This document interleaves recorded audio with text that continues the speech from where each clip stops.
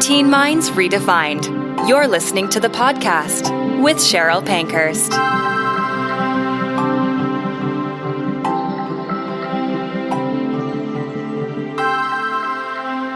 Welcome to another episode of Teen Minds Redefined, where we strive to redefine how we communicate with our teenagers and maybe even reimagine our relationships with them as we support their journey to become their own true, authentic selves. And today I'm very excited. We have a guest, Carly Pepin. And I'm just going to tell you a little bit about Carly before we get started. She is an international speaker and consultant with a specialized focus on human behavior. With a global reach, she delivers the message that regardless of one's background, occupation, or origin, every individual encounters personal and professional challenges stemming from their own perceived flaws. Carly emphasizes that the key to living a fulfilling life lies in how you utilize and transform these stories. Having devoted her life to mastering the intricacies of human behavior, Carly empowers others to do the same. Through her expertise, she guides individuals in looking beyond the surface and delving into the core essence of their being. By uncovering and addressing the deeper issues that hinder personal growth, Carly enables her clients to design their lives with purpose rather than succumbing to a life dictated by duty. I love your bio, just to start. So welcome, Carly. I'm just going to say first that my audience is based mainly parents, teenagers, teachers, so high school. And I know we were going to talk about teens and their goals and their aspirations and unique values, their mission, and how we can nurture it. So with that in mind, tell us a little bit about you and how we're going to kind of direct our conversation here. Yeah, thank you for having me. I'm looking forward to diving into this conversation. And yes, so I work with adults. I also work with teens. I've worked with kids many, many times. And we all have one thing in common, right? Is that we all have a unique set of values, a priority, a purpose within us. And the more that we're able to identify it, understand it, not just for ourselves, but for others, we can nurture it within ourselves and within others. And the more that we do that, the more that we can actually assist people in moving forward. So when we talk about teens, it's quite inspiring because I know that we've all been teens and it can be a very confusing part of our lives. There's a lot of noise coming from the outside, a lot of things from society, from other kids telling us how to behave, how to act, what we think we should do to kind of fit in. And it can be a really challenging time mentally and internally. So helping these kids just understand who they truly are, embrace it, and move forward. And it can really help to boost their overall self-confidence, self-esteem, and help them to feel like they're on track, kind of clear some of that noise in the head. Yes, I love that. And I know when we talk, I know your human behavior and mindset, and there's one thing that strikes me right now, and I was listening to even a lot of your podcast interviews. And so since COVID, there's been two words that stick in my head: pivot, fine, it doesn't bother me. But for me, the word resilience has become a 4-letter word. I'm having a really tough time with it. And I thought maybe we start there because I feel like the word resilience, be resilient to our teens. It feels like that message is get back to normal, bounce back to what it was. We expect you now. It's been a couple of years. You're okay. You're back in school. We're expecting resilience, meaning you're right back to that normal person you were before. I don't know what normal is, first of all. And there's so much impact on everybody, obviously, but on teenagers who lost 2 significant years of social, academic, skill building, all of that being in isolation. And so I feel like, can we start with, can you change my mind on resilience? So when we think about resilience, because this is a great question, is we all have resilience inside of us, and it's only going to come forward when we're tapped into, again, we're going to talk about life purpose. This is why life purpose is so important, to understand your values, what's unique to you. Because, for example, I mean, you can see a kid, and we watch a kid play video games, and that kid has the resilience to stay up all night and get to the next level and get to the next level and get to the next level. And we watch this, and then they go to school, and we're like, why can this kid not finish math class? Well, no one ever told this child how this math class actually supports their video games. They actually can't see the link in between the two. So when they go to math class and they have a very large purpose around a video game, we're judging them for that, as opposed to saying, hey, how does math actually serve you playing video games? When you can put the link in between the two, what winds up happening is they say, if I learn math, it's going to help me with where I already have resilience, where I already have motivation, where I'm already inspired to take action and get to the next level. And that's in their video games. And so they'll actually go to school and study all these subjects, understanding that it's going to serve them and what's most important. So the key is, like, when we think about resilience, is even if you ask yourself, like, where you and even your teen, if you pay attention to where they're most resilient now, and you actually ask yourself that question, you'll see that they have a high level of resilience in something that's already inspiring to them. And the more that we continue to nurture that and help them to see how going to school, how going to high school, how taking all these classes is actually going to serve that particular thing, that would be really helpful for them. My teachers never knew this when I was growing up, and now I study. This month, I'm actually going to be taking a whole course on the human brain, right? And it's like 5 days, super intensive, all science and physics stuff I've been taking like crazy. And this is coming from a girl who, when I walked down to go graduate, my economics teacher gave me 2 thumbs up and said, D is for diploma. And I was like, whatever. And now you have that girl who, like, barely passed high school at 40 years old, taking advanced chemistry, physics classes on her own. So what's the difference? Someone just took the time to help me understand how this all links up with what's most important to me with human behavior. And now I'm like, all right, I can't wait to go take this class. I can't wait to go study more. So as long as you're paying attention, like I said, to what inspires your kids the most and how this can all serve them, then you'll actually be able to support them and say, hey, if you take this physics class, it's going to help you with your dance and XYZ. You know, if you take this, English class, this is going to help you with your sports in this way, right? And then all of a sudden they're inspired to go, and they might even ask you to take extracurricular classes. Don't be surprised. And that's when resilience comes in. So it's kind of synonymous with inspiration and motivation. It's not a matter of bounce back to, okay, I like that. Okay, I'm better with it now.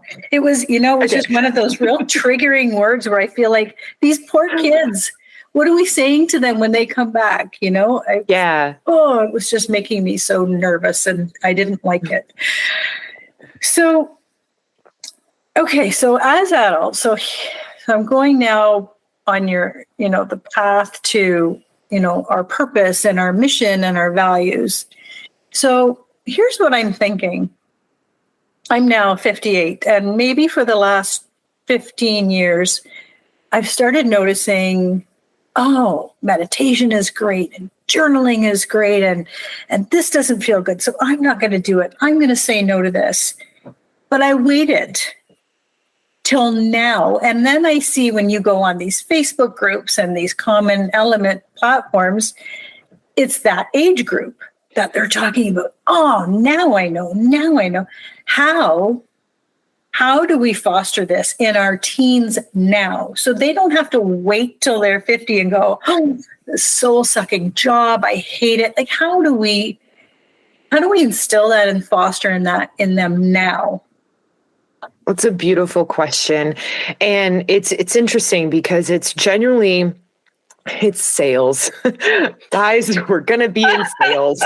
But again, Sales in an inspiring way, right? Like sales in an inspiring way, because selling is caring. And if you care enough to learn about the person who's in front of you, you can make the sale to help them get to that other side, right? And it's funny because we're having a workshop coming up soon, and we're talking to one of our clients' kids, and part of the sale is just getting on the phone. And even though it's a weekend of personal development, it's a weekend of them working on themselves and getting a transformation. It's like, how do we actually sell to these individuals? So the first thing you do is you ask questions in a way not just to find out what inspires them, but pay attention to their actions. For example, if you've got a kid, let's say, who really wants to be a photographer, but you never see them pick up a camera, their actions are not demonstrating that photography is important to them. If you have a kid that says they want to be a photographer and every day they're messing around with a camera, there it is, right there. Their actions demonstrate that they love photography. So what you're doing is you're paying attention to their words and their actions. As long as the actions are in alignment with the words, we know that now we have found something purposeful, right? So really pay attention to that. And then the next step is, and this is where our sales comes in, is sharing with them how by, for example, doing personal development, journaling, doing meditation, is going to actually serve this practice that they have, right? So how, for example, like even a football player, I mean, I could sit there and link yoga to a football player all day long. Like, you have no idea what muscles you are not working in football. That a great yoga class, you're going to get all your micro muscles going. Imagine like the speed and agility and stability you're going to have versus everyone else out on the field. And all of a sudden we're giving them more purpose to go behind and do that specific action. So sometimes we batter them down and we push them, and we tell them they have to do this, they have to do that, which, by the way, we're parents, and it is what it is. And your parents, sometimes that is necessary. Let's just be realistic. But when you have the time and when you have like the extra time and energy, we can also just pay attention to your kids and see what the next steps are.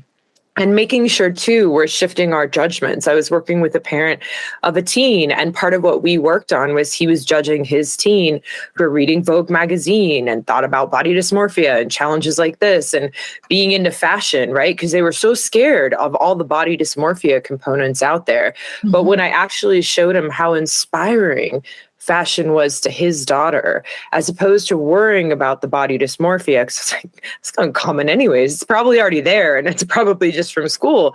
I was like, that's something that we can tackle. But every person's life purpose comes with a challenge. And if she loves this, why prevent it? How can you nurture it while at the same time helping her to overcome the challenges that go with it? And when he took away his own judgment of the fashion industry, he started to open the door to how he could serve his kid, who it sounds like wants to open a clothing store one day, and he's like, well, maybe we could do something online. Maybe we could figure that out, drop ship and stuff and have some fun. And all of a sudden now this kid's potentially being able to start something now, so it's like we also, as parents, it's necessary for us to clear our own judgment so that we're not looking at something as bad or wrong, so that we can assist them in nurturing what's truly important to them. Yeah. And I find, I was in the high school for 25 years, and I found there's so much underlying goal setting from the parents, and that was driving the kids' decisions. And let's talk about that. Let's talk about the importance of how do parents really separate, I didn't get to do this, so I want you to do this, or I think you should do this, or this drive is genetic. How do we really say, listen, how do we tell them to say, this is not yours? Nurture it, support it, but this is not yours. This is where the work comes in on ourselves, right? So, and this is so funny because oftentimes I'll have people come and be like, this person needs to do this and that, and so I want you to work with them, right? It's like, well, let's connect with you first.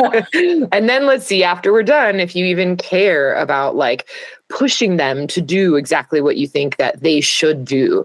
The reason why is because all those things where you say, I want you to do this because I didn't get to do that. That's a past perceived pain that you have. And you're trying to control someone else's life so that they don't go through the same perceived pain that you do. The reality is that what you missed out on is not a good or bad thing. That's just a thing. That's just a life event you have. And everyone doesn't need to go through that specific thing. It would be crazy to think that every person on this planet, over 8 billion people, have to do that one thing you missed out on, or their life is not complete. When you really put it in your perspective, and then we think about that, we're like, that is a little bit crazy. Like, it's a little bit crazy for me to say. And it's just the pain and your wound from the past that's causing you to inject that life on someone else. Also trying to prevent people from going through challenges, right? You want to prevent them from going through challenges because you want them to avoid the pain that you've gone through because you don't see the gift in it yet. And the funny thing is, here's the funny thing. You have other people who go through the same pains and they talk and you listen to podcasts and you're like, well, they went through that and they're totally fine. And I went through the same thing and I'm not fine. Perceptions are different. So you'll go and you'll try to restructure someone's life and protect them and tell them what to do or not to do to avoid them going through your unresolved pain. And the reality is they're going to have different perspectives. You have no idea what's going to cause them pain yet. Like, you have no idea what's going to be a trigger to them. It's a different person, different values, different purpose. Yeah. So while you're sitting over here trying to be like, control this individual, you're going to make yourself crazy. Genuinely, just going to make yourself crazy. And it's like, you do the work on you, you clear that pain, and then all of a sudden you'll look and you'll be like, my kid's better off than I thought. This isn't that bad. And I know that sometimes our kids go through crazy things where we step in because they still are kids and they have developing brains. So we step in and help them make some big decisions. But for the most part, we genuinely are trying to have them avoid the pains of our past as opposed to working on our own wounds and helping them to thrive in their own lives. That's what we do. And that leads me to can go through challenges and they can feel pain. I talk about this in so many of my podcasts now, we have to let our kids fail and feel the pain and figure out, like, supporting, helping, whatever, but not diving in and putting the Band-Aids on it and fixing it. Because what comes out of that pain and that failure can be, like, remarkable. Yeah. And it's funny because if we're not asking those questions on when they go through a challenge, how it actually helps them, like if you have a kid and they're getting bullied, for example, if you don't come home and ask that kid, well, how's it helping you that you're getting bullied? Like what challenge, how's this challenge helping shape you? Are you using your voice? Have you been speaking up more? You know, sometimes kids actually go and they exercise because they want to feel stronger and all of a sudden their health goes up. And it's like, well, why didn't you ask that question? Because we allow them instead to be like, oh, you poor thing. Like, I'm so sorry you're going through that. But remember, that's increasing the level of pain that they're experiencing. And what we want to do is we want to try to neutralize that pain so that they can go back to school and feel more certain and feel more confident and be like, even though this is happening, I don't have to let it impact me anymore. Right. But if we're having that victim mentality that we kind of feed, it's like, ooh, we're going to like let that come in at school. We're going to let that impact them to that degree. It was funny because my nieces, I get to ask them fun questions from time to time. And it works at all ages, by the way, you guys. One of my nieces, she was 3 years. This was when she was 3 years old. She was so cute. And she was sobbing before bed. And I was at my mom and dad's house, right? So grandma and grandpa.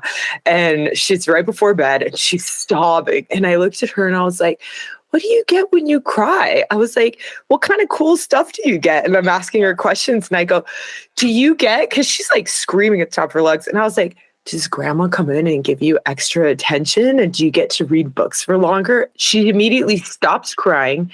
The biggest grin goes across her face.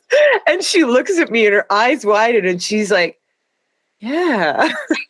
And then that's amazing. I was like, it was so funny. It was so funny. And I was like, do you really need to cry anymore? And she looks at me and she just burst into tears again. And I was like, all right, this is your strategy. I was like, okay, I'm not going to break it. We got to break through. It is what it is.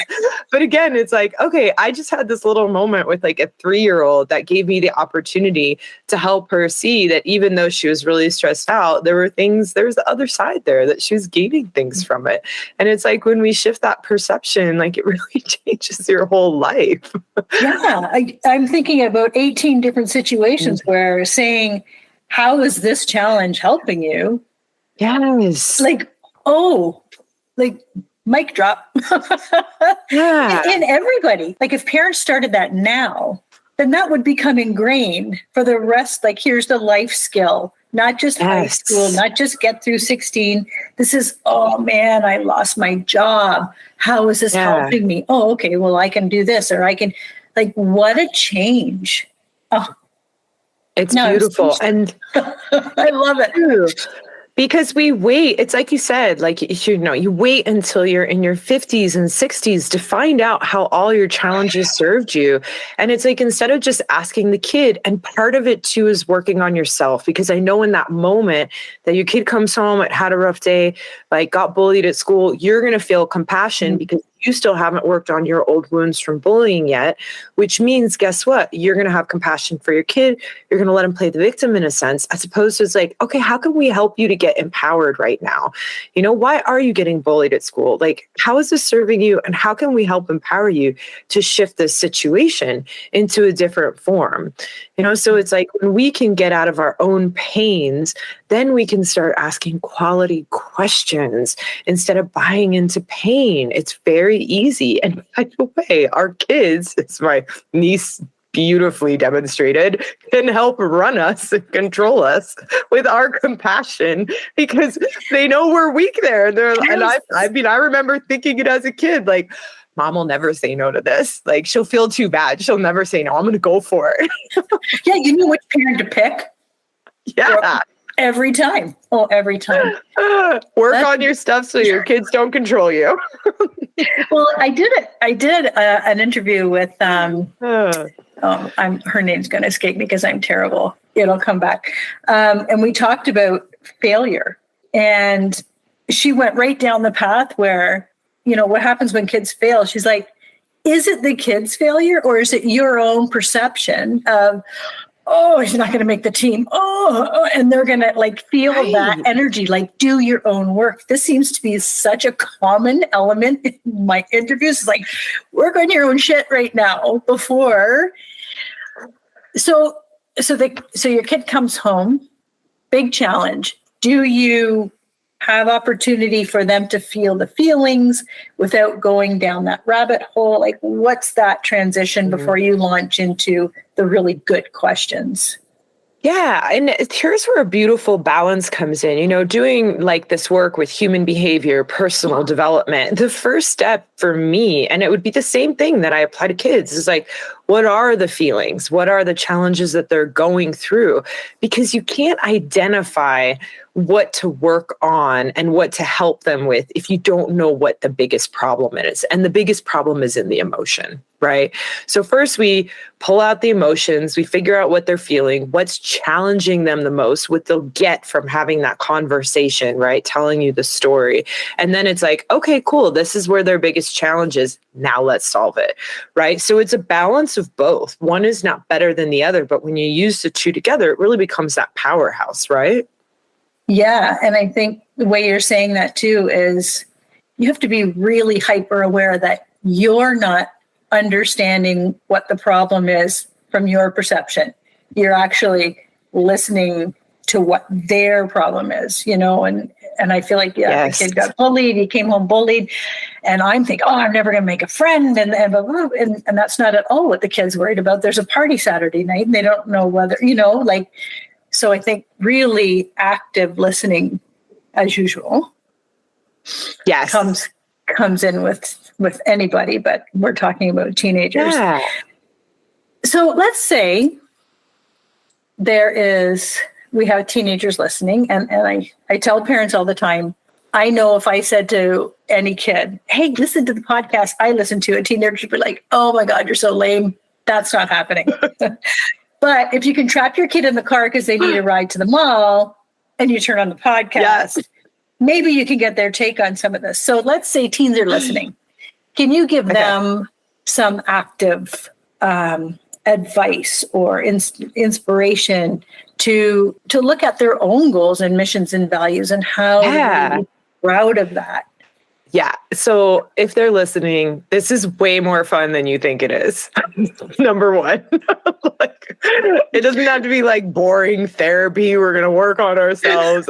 My consultations, they start out serious because someone's in a lot of pain. And then we usually end giggling at the end, because that to me, turning personal development and transformation, no matter how traumatic a situation that you're working on, if I can get you feeling like great at the end of it and get that relief, like that's how enjoyable it can be. So it can be fun.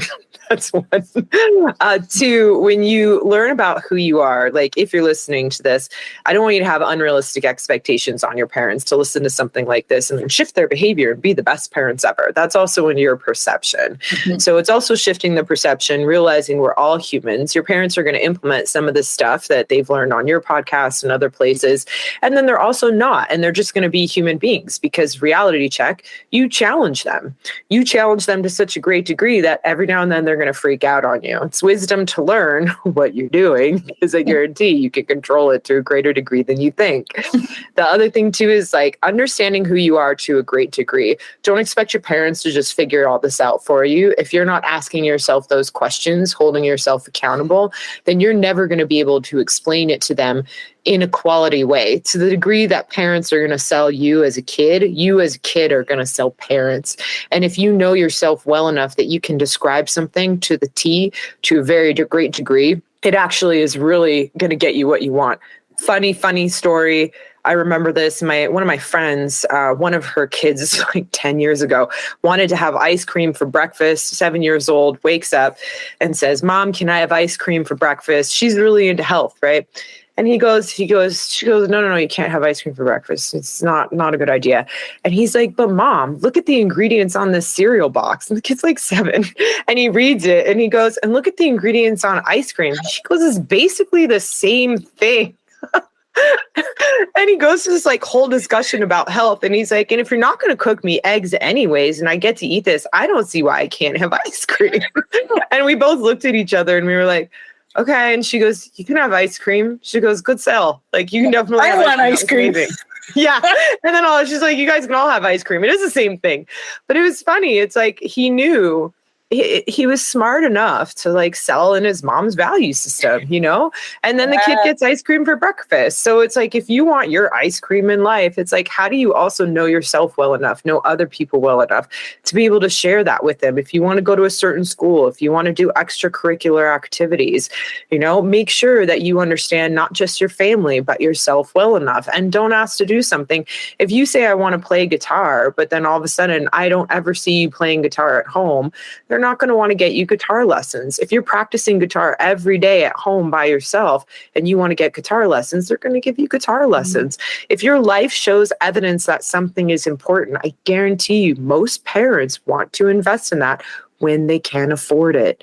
Okay. When they can afford it, they want to invest in it. Most parents do, right? This is like the norm. So it's like also making sure as kids and teens, when you're asking for things, ask yourself, does like my life actually demonstrate that this is important to me?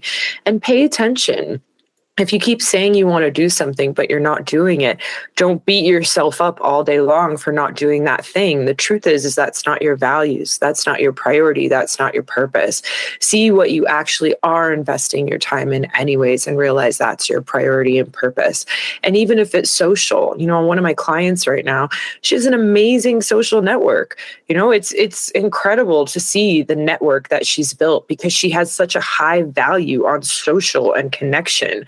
Like worldwide, she knows top leaders in every industry. I'll talk about something with her and all of a sudden she's like, "Oh, I know so-and-so. Oh, I know so-and-so." It's hysterical to listen to. So if you love social, how can you even nurture that to such a degree? Build your own community, build your own group, start your own extracurricular group where you get people together doing something inspiring. Nurture what you love. Stop expecting someone else to do it for you. Stop expecting someone else to build the life you want. You could start now. I know kids who have businesses. There's a little girl who started a clothing company at 7 years old, So if you want to do something, do it. Well, this is it. I mean, even finding, Yeah.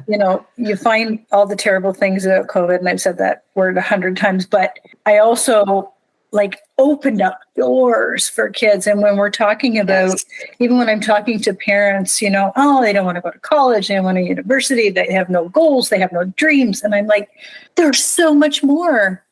There's so much more. What do they love to do at home? Fine. There's an online business for that. There's digital this for that. There's work. There's so many options now. And if I had entrepreneurship, getting out of high school, if I had started what I'm starting now at 58 and I was 19, I might be doing okay.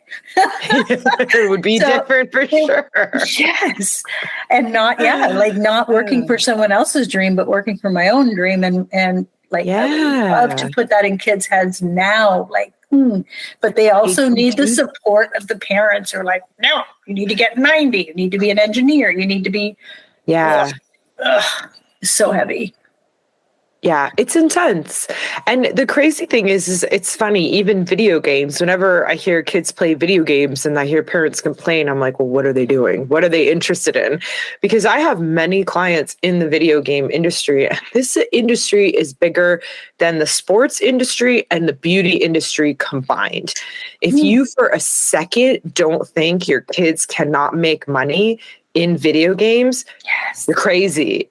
Yeah, you're crazy. It's like, what are they doing? What do they love about it? The ones who are coders, they're the ones who build video games, help them build a business, partner up with their friends. And all of a sudden, these are the kids that I know that are now adults that are, I'm telling you, centimillionaires, So it's like when you say video games, it's going to be doing this, it's bad or wrong. What do they love about it? Some people love the storytelling. There's specific jobs just for creating a story around it. One of my clients watched Game of Thrones and he watched every episode. He'd never seen it before. And he binge watched the whole thing for a week. This guy's a centimillionaire. He created a game around Game of Thrones theme and made a shit ton of money off of it. Wow. And it's like, so then what are we going to do? We're going to judge him for watching TV. He took the TV that he watched and created something out of it and made a fortune and provided a service to someone and jobs to you have no idea how many people. So it's like we take away the judgment, see what your kid loves about the thing that they're investing the most time in and how to transform that. If it's music, what do they love about the music? Do they love listening to the music? Do they love, my brother, he's very interesting. He loves the graphics and the art that goes with the records that he gets. And he loves how music and art all combine together, right? And it's like, whoa, where can you put that together? He loves listening to music on soundtracks of movies. It's very specific. I can't ever expect him to just be a famous musician, but can I expect him to collaborate between music and art in some form? For sure. So find out what they're doing, find out what they're investing their time in, and see what it is about that they truly love. And then how can you help them create something out of that? And if they really love it and they're doing it anyways, they'll spend time doing it. They'll spend time doing it. That's the thing. They love it. You don't need to remind them to do it. They're already doing it. I'm just asking you to help them make some money off of it.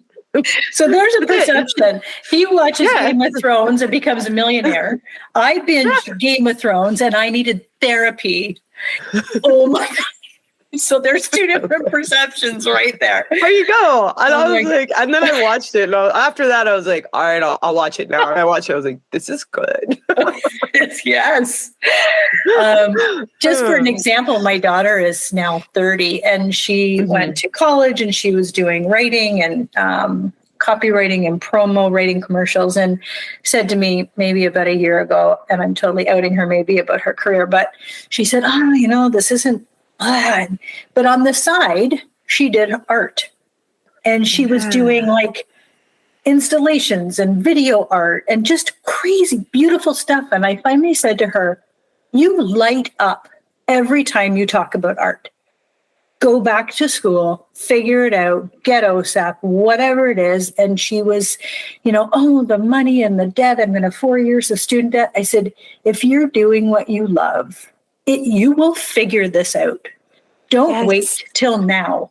Don't wait till I'm doing it now. Do it. It'll work. Yeah. Yes. Yeah. You might not get avocado and sushi every day for a little while. You'll get over it. Okay. Yeah. Get over it is right. But what you beautifully described is resilience. That if someone's doing what they love, they'll figure it out. If you want to set your kids up for success, get them doing what they love and they will genuinely figure out how to make it happen. If they're not figuring it out, they don't love what they're doing. Most likely they either don't love what they're doing or they have a massive strategy to not do it, right? Yep. There's a couple components it could be, but if you just, if they love it so much, no matter what the pain is, no matter what the challenge, that's where the resilience comes through. And it's beautiful because like you said, you notice that thing that you light up. You light up. If your kids are lighting up around certain things, pay attention. Yes. Yeah. Nurture that stuff. Yeah. And we get in our heads again. We're not bad parents. We're humans. We get in our heads because we have all this junk injected in us from society, from the past, from our pains. And so we get caught up in our heads. And sometimes we disconnect from that. So also give yourself a pat on the back every now and then. You're just a human. Don't forget. True story. I feel like we talk about all this stuff and I'm like, it's totally unrealistic. Yeah, I'm going to put my angel wings down. Yeah. Don't forget, you're also like a normal human being, raising a kid, putting food on the table, making sure that they survive. But in between those moments, this is what we get to do. That's right. Love yourself, parents. Oh my goodness. Okay, I'm gonna, Rob, I'm gonna ask you if you can. Can you give now? We talked to the teens. Can you give the parents 2, 3, 4 things they can ask or do today to start this process with their teens? Yeah. A huge thing is going to be working on yourself. Work on yourself. I cannot stress this enough. And it's funny because even just working on myself now, I see things of what I required for kids before that now I'm like, this is not that big of a deal. I actually just like, whatever happens, happens. I see the balance. I see the perfection, right? And it just is what it is. And it's kind of beautiful. And it's like, now I don't have to control the circumstances and I can actually talk to my kid and be like, what would you love the best? Where would you love to go the most? What would be the most important thing for you while putting in some authority? Because again, remember, they are kids. Next thing is pay attention to your kids in the sense of what lights them up and pay attention to what they say they love to do that matches their actions. If they say they love to do something and they want something, but you don't see action taken on it, it's not going to be important. I did say I wanted to be a model when I was a kid, and I genuinely was reading Vogue magazines every day. I was exercising. I was paying attention to my health, my beauty, my fitness. I genuinely was showing that that was a possibility. Like that was actually accurate. And my parents did nurture it. It didn't work out, but they did nurture it. And it made sense. Once I like started to study, I was like, this is not what I want. But I did get into the fashion industry later in a different way because they kept nurturing it, right? So there you go. Super inspiring. They let me do it. I didn't do the modeling thing because I didn't want to do it. I didn't like how it sounded, but I found a way in a different way. And it winds up, it wasn't the models that inspired me. By them continuing to nurture, it was the fashion, right? So it's like, if you see something that lights your kids up, how can you genuinely assist them in being able to do that and figure out, like I said, extracurricular activities. Sometimes it's even building a business, like what does that look like that you can help them actually dive into what's important to them and be aware as well. Like one of my nephews, my husband's nephew, my nephew too, but he actually has a really high value on cash, like finances, and he saves and he's doing really well with his saving, like better than most individuals do, like adults. He's very impressive. And even him, like he thinks about how he can create an income. So when we talk to him, we're talking to him about inspiring businesses or jobs that would help him to create the income that's inspiring to him. Pay attention. His actions, he says he wants money and his savings account beats most average Americans, period. Like by like a lot. So and this is a kid, so his actions demonstrate finances are important to him, which means, okay, let's see what jobs there are to finances. Let's see what you can do. So pay attention where actions match words, and that's where you go and you nurture. And remember too, it's like our kids, remember what it was like when you were a kid and how noisy it is in your head. Like, it does genuinely sometimes take us this long to get out of that noise and do what we want, because we have all this brain noise from society, from parents, from friends of what we're supposed to do, should do, need to do. It takes that long to get to what you want. That's why I say, when you do the work, start on the work on yourself as early as possible. Teens, if you are listening to this, you start as early as possible as well, because the earlier you get out of those shoulds, have to, supposed to, the more that you're going to live that life that you get to design. You get to wake up every day and say, I love my life. I love the things that I get to do today. This is what I created and this is what I want, as opposed to going to a job you hate. It's sometimes even being in a relationship you're not inspired to be in because of all the societal pressure. So it's like, now give yourself permission to do that, to go step out and be that person that you would love to be and experience it, because it's quite fulfilling. It's quite fulfilling. You're not going to be challenge free, but you'll have challenges and you'll be like, it's not that big of a deal. I'm going to get over it. I'm very stressed out, but I'm still going to overcome it because this is too important. How's it helping me? Yeah. As opposed to being like, oh, I can't deal with this challenge. I'm calling in sick. I don't want to deal with it. An uninspired life of duty versus a life of design, which we all have access to. Yes. Oh, that's fabulous. I love it. Okay, so I'm going to say what's sticking in my head right now is sell to someone's values, nurture what you love, and how is this challenge helping you, or how is it helping me? I love that. There's 1,000 more nuggets in here that I'm going to draw out in the show notes. But Carly, tell us where we can find you. Yeah, you can find me on my website, so carlypepin.com. And yeah, we have a bunch of workshops, and I do workshops with my husband, one-on-one as well. And yeah, I work with people of all ages. We love having teenagers. So fun to help them. So yeah, and we have parents come with their kids as well. So that's also really inspiring when parents and kids get to share that experience together. Yeah. I'm not lying when I say I kind of like hanging out with teenagers more than most adults, to be honest. But anyway, it's fun. It's so fun. It's super fun. And the best part is the humor with them. That it's usually they're laughing at me, not with me. But that's okay. Yeah. I can handle it. Yeah. I could take it too. I could take it. Anyway, thank you so much. I really appreciate this interview. Got so much information. I had so much fun, as I figured we would.